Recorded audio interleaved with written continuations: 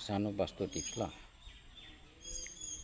यदि तपाईहरुको घरको मेन इन्ट्रेन्स उत्तरमुखी छ, उत्तर दिशाबाट तपाईहरु एन्ट्री गर्नुहुन्छ भनेदेखि चाहिँ तपाईको मेन डोर चाहिँ उत्तर मध्यमा होस् या उत्तर ईशानपट्टि भएको राम्रो।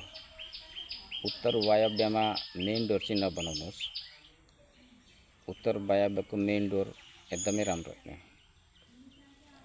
खराब मान्छेको आचरण खराब हुँदै जान्छ र सक्नुहुन्छ भनेदेखि उत्तर मध्यपट्टि बनाउनुहोस्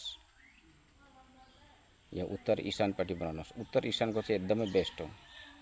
अरु उपाय छैन र उत्तरमुखी घर छ भनेदेखि उत्तर ईशानको दैलो चाहिँ एकदमै बेस्ट हो।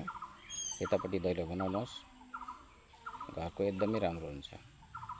स्वास्थ्य लाभ हुन्छ, धन सम्पदा आउँछ, घरको जुन सन्तानहरू छन् व्यवहार राम्रो हुन्छन्, बिग्रिने चान्स हुँदैन, राम्रो भएर जान्छ।